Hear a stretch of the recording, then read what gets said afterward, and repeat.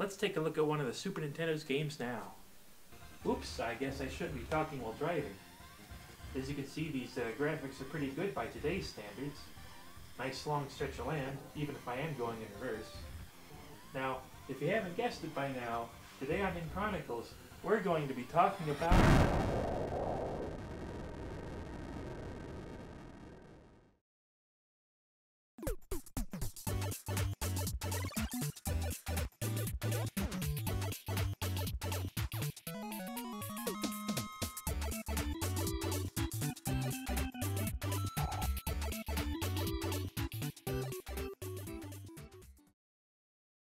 When the Super Famicom launched in Japan in 1990, F-Zero was one of 2 games available for the system, alongside Super Mario World. The game later launched with the SNES in America in 1991, before making its way across Europe and Australia in 1992. F-Zero is a futuristic racing game where you hitch a ride in an anti-gravity machine taking part in one of 3 Grand Prix with 5 courses each. One of the big selling points of F-Zero was showing off the Super Nintendo's famous Mode 7 chip. Mode 7 is that fancy tech that lets the background rotate and scale easily, giving off something of a 3D effect. Now, when you think racing games, you probably think about beating your friends and coming in first place, right? Well, F-Zero does things a bit differently. For one, there's no multiplayer mode. You'll be going solo the entire time when you play this game. You also need to be in a certain rank after each lap to keep on racing. The first time around it's pretty simple, you just need to be in the top 15, but by the end of the race you need to be in the top 3 in order to go on to the next track. That's right, you don't even need to be first to win.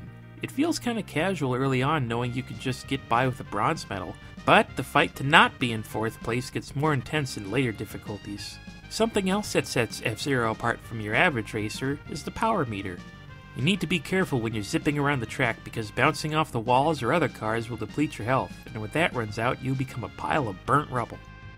To help you out, there's these pink pit stops scattered around in levels, usually near the beginning or end of a lap. A machine comes out from above and refills your health a bit.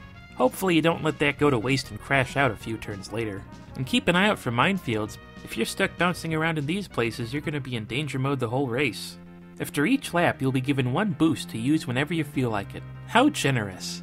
Overall, you can get 4 boosts per map, but they only let you store 3 at a time, so if you plan on taking advantage of all the boosts, use them wisely. Of course, there's the occasional shortcut hidden here and there. The judges are watching you though, so if you try and cheat your way ahead using a shortcut, they'll find out and put you back on track. Lakitu was never this cruel. There's 4 vehicles to choose from that all have different stats with regards to handling, acceleration, max speed, and damage resistance. We have the Blue Falcon, Golden Fox, Wild Goose, and Pink Grandma. Fire Stingray. Okay, if you remember from earlier, I said you had to be in the top 15 after 1 lap to keep racing. But how does the math add up with only 4 cars? The truth is, there's only 4 playable cars, but there's much more than that you'll see on the track. All the other racers are these generic green and purple cars. And don't let too many of them pass you because, according to the official rules, if any of the main characters, and just these main characters, fall below the 20th rank, they'll be automatically disqualified. What kind of special treatment is this? There's also these yellow cars driving around. Hey, they kind of look like Samus's gunship, don't you think? You'll see them even if you're in first place. When you pass them, nothing happens to your rank. They just sort of exist to be an obstacle. Sometimes if you hit them enough, they'll explode. I'm pretty sure these are just pedestrian cars, so good job causing some bystander casualties, you doofus. The people who organize these races probably shouldn't have done them during rush hour. Then again, aren't these closed circuits? Maybe these are just a bunch of hooligans trying to sneak in during a race. Oof, we really need to get to the bottom of this. F-Zero's got some lore issues to work out. If you find yourself struggling, there's the practice mode to help you out. You can pick an AI-controlled car to race against, including yourself. Although this mode only covers half the tracks, which is a shame because Firefield is going to be a graveyard of cars if you don't know what you're doing. And then there's the self-explanatory records mode that shows your best times for each course. It also lets you know how you made the chart.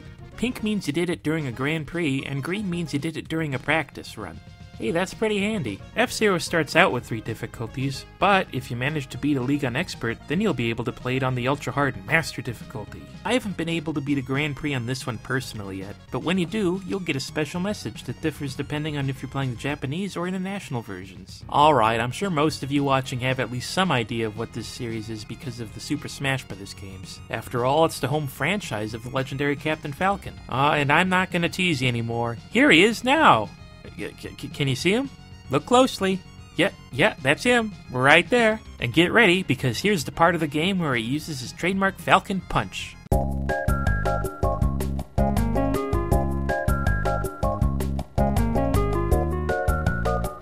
Okay, I'll come clean. While you don't get a glimpse of the drivers in the game, you can see their designs in the manual and packaging, and they're not too far off from later games. Check out the Cap's retro outfit. This manual is absolutely cool, by the way. There's a backstory for how the F-Zero race was organized, there's character profiles, the gameplay is dressed up as official rules, and on top of everything, there's a mini comic in the back. They certainly did like playing up the comic book influence. You can even see it on the packaging for the game too.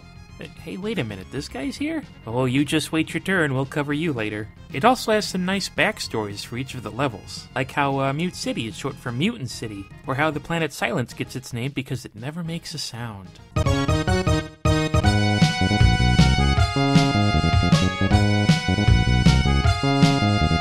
The original F-Zero is of course lacking in content compared to later games, but it's not so bad if you want to look at the franchise's roots. I'd say if you're the person that likes getting high scores and getting on leaderboards, then this game will mesh well with you. F-Zero has a big legacy of its own, and of course they'll all be getting their turn one day. But as far as the original Super Nintendo game goes, you can get it on the Wii, the Wii U, the new 3DS, and hey, there's even a stage based on it in Smash Bros. 3DS where you're fighting on top of the cars in all their 16-bit glory. Switch to Omega mode and you get a nice view of the race in the distance while you fight on the machine that refills health.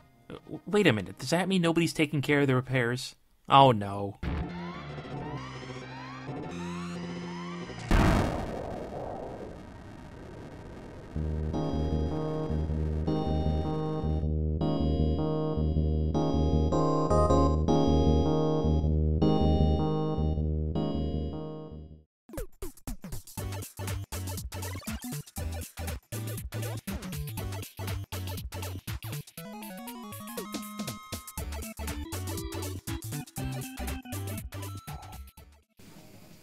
Whoa!